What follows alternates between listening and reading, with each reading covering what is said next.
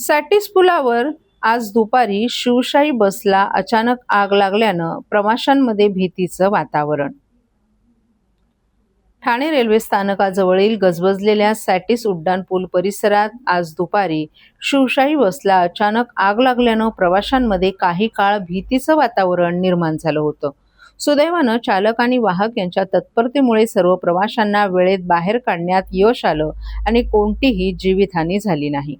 ठाणे महानगरपालिकेच्या आपत्ती व्यवस्थापन विभागानं दिलेल्या माहितीनुसार आज दुपारी सुमारे 1:30 वाजण्याच्या सुमारास डॉक्टर नारायण विष्णू उर्फ नानासाहेब धर्माधिकारी पादचारी पुलाजवळील सॅटिस पुलावर ही घटना घडली. संबंधित खासगी शिवशाही बस स्वारगेट येथून वसईकडे जात असताना अचानक बसमधून धूर निघू लागल्याचं निदर्शनास आलं. या बसमध्ये एकूण 14 प्रवासी प्रवास करत होते. त्यापैकी 10 प्रवासी स्वारगेटहून तर 4 प्रवासी ठाण्यातून बसमध्ये चढले होते. दूर दिसताच चालक संतोष किसन गवळी आणि वाहक मिलिंद सोनावणे यांनी तात्काळ सर्व प्रवाशांना सुरक्षितमध्ये बसमधून खाली उतरवलं. घटनेनंतर परिसरात काही काळ गोंधळाचं वातावरण निर्माण झालं होतं.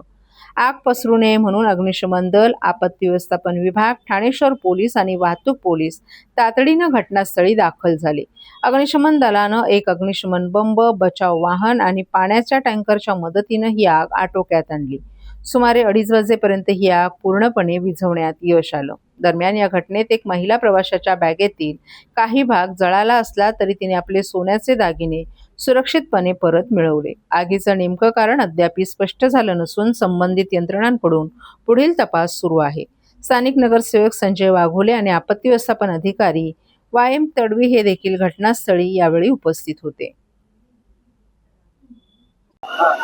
सॅटिस ब्रिजवर राज्य शासनाची शिवशाही बस होती.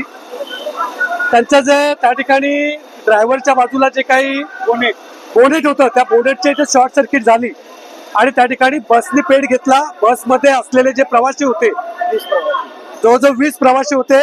या ठिकाणी ठाणे महानगरपालिकेच्या परिवहन व्यवस्थापक मधले जे कर्मचारी आहेत आपले त्या लोकांनी तात्काळ या ठिकाणी फायर ब्रिगेडला फोन केला आणि जे प्रवासी होते त्या प्रवाशांना सुखरूप बाहेर काढलं.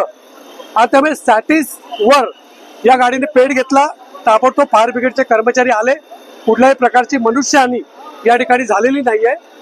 परंतु PMT मधल्या या ठिकाणी जे कंट्रोलर होते त्यांचं मनापासून या ठिकाणी अभिनंदन करतो. त्यांनी तात्काळ फायर ब्रिगेडला या ठिकाणी फोन केला आणि कुठल्याही प्रकारची मनुष्यहानी झाली नाहीये. आता आग आटोक्यात आलेली आहे.